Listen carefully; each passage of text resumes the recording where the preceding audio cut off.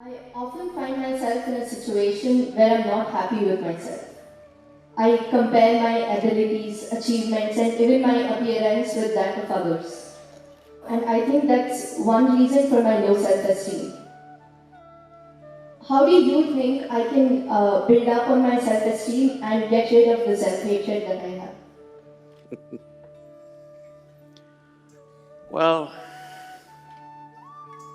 this self-esteem, this self-confidence, all these things unfortunately have been sold a lot on the planet.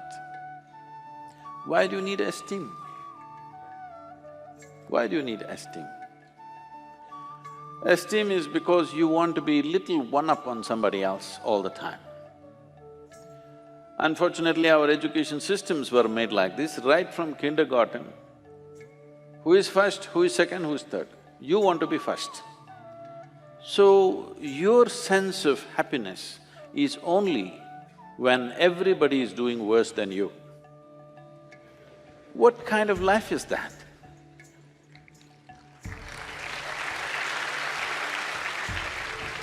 Why are we structuring our lives like this, that if everybody is doing badly, I will feel great? I think it's sickness. Hello? You think it's joy or sickness, please tell me. If all of you are doing badly, I feel great because I'm number one now. No, this should go. From an early age, unfortunately, this is being imposed upon a child's mind that you have to be on top of everybody else. This is like, I want you to just imagine if this happened to other creatures. Let's say it happened to the plants and trees and animals. If an ant wants to become like an elephant, that is going to be a terrible ant-elephant, isn't it? Suppose a mango tree wants to become like a coconut tree. It will be a horrible mango tree because with one branch like this, no mangoes will come out of this. A mango tree is like this, a coconut tree is like that. That's how it should be. This has happened because in so many ways, people have put these things into your mind, what is good, what is bad, what is high, what is low, what is up, what is down. Because of this, you have never paid attention to every aspect of life in the sense. Maybe humanities people and lawyers and what are you? Huh? Oh, the accounting people. You never paid attention to these things. I spend a lot of time paying attention to all kinds of creatures, ants and grasshoppers and worms and everything. If you observe, let's say an ant, or let's pick up something little more than an ant, like a grasshopper, it's easier to see him. If you look at him carefully, whoever created this grasshopper has paid as much attention to a grasshopper as they have paid to this one. Please pay attention and see.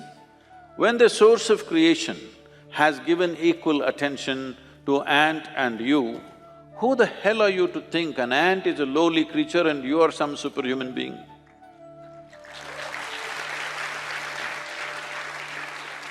Why are you making this judgment? Creation has not made this judgment.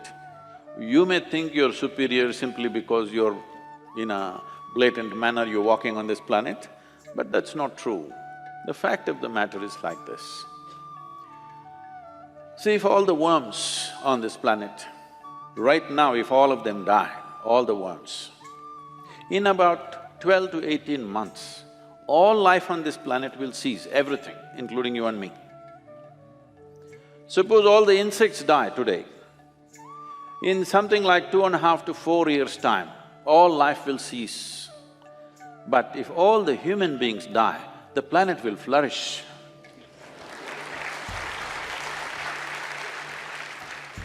Yes, we make good manure. If human beings go away, right through this building trees will grow, isn't it? Yes or no? Everything will flourish. So, who the hell is telling you that you are the most significant life? This idea that the cosmos is human-centric is a stupid idea. In this cosmos, even this solar system is a tiny speck. Tomorrow morning if the entire solar system evaporates, nobody will notice it. That's how small it is. In that tiny speck, planet Earth is a microspeck. In that microspeck, Bengaluru is a super microspeck. In that, you are a very big person with great self-esteem.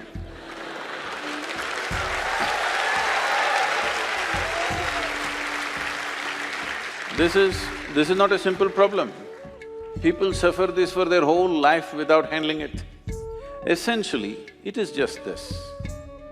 You have gotten yourself into a place where most human beings are in this place. You get yourself into a place where you cannot handle your own thought process and your emotion. That's all. You meet 50, 60-year-old people, they've still not figured how to handle their thought and emotion. These are basic faculties. When the hell are you going to learn how to use your thought and emotion? Suppose you're 20 years of age and you still don't know how to use your fingers, people will say you're handicapped, isn't it? You are whatever age you are and you still don't know how to use your thought and emotion, are you handicapped too? Hello? Are you or are you not? You are, you're crippling yourself. Why has this happened? Is simply because you have made unnatural divisions in the existence which don't exist anywhere else except in human mind. Yes? Nowhere else does it exist except in human mind. Because you're a little girl, can I call you a little girl? Yes, you can. I'm telling you the boys, she's not a little girl for me, she's a little girl. When my daughter was growing up, she grew up with me traveling all over the place. When she was 3.5 months of age, she's traveling with me alone. I'm driving all over India with her in the strapped to the seat of the car. So, she grew up like this and every day we're in some different family. People are wonderful, but there is a problem with the adults. The moment they see a child, they want to teach the child something that's not worked in their life.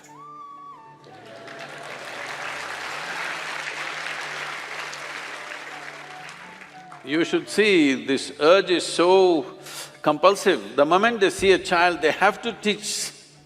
They have to teach.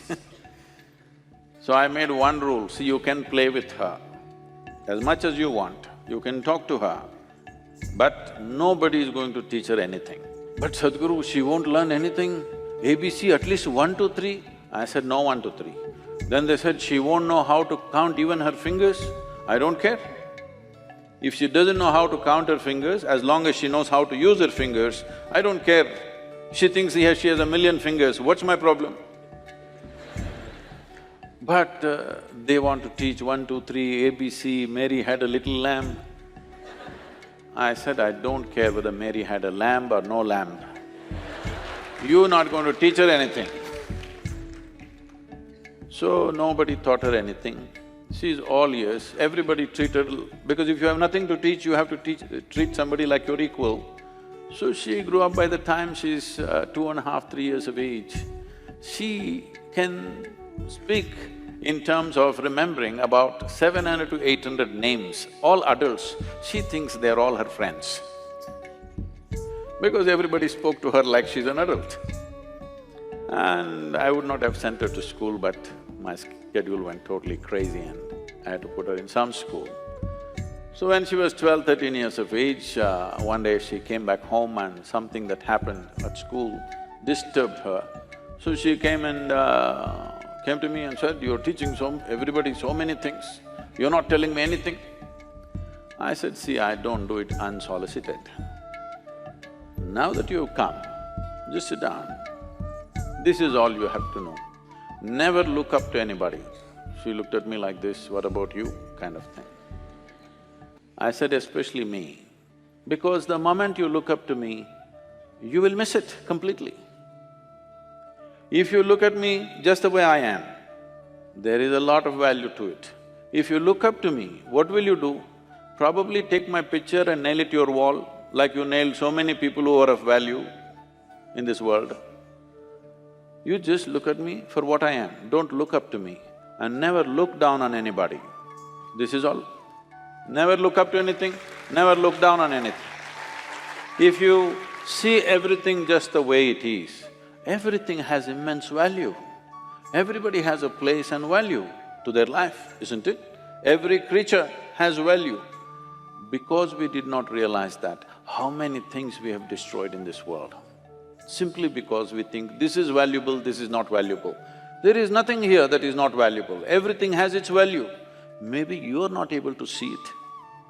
So don't set yourself up like this, you versus the rest of the world. It's a bad competition to get into. You want to be number one on this planet. It's a horrible place. Everybody below you and you up. Is it a good place to be? I think it's a sick place. This attitude of wanting to be ahead of somebody needs to go. Well, for fun in a game or something you compete, that's different. Life is not a competition, life is not a race. If life is a race, you must get to the finish line soon. If you think life is a race, you must be at the finish line today, I can tell you how. You want to go there? No. This is not a race. This is a tremendous privilege that we have come as human beings. This means our ability to experience life is of a much larger proportion than any other creature on this planet. That is the significance of who we are, yes? We can experience life in many more vivid ways than how an ant can experience, how a grasshopper can experience, how somebody else can experience. This is our privilege. Instead of experiencing life, we are trying to win the race. If you win the race, you should be in the crematorium today.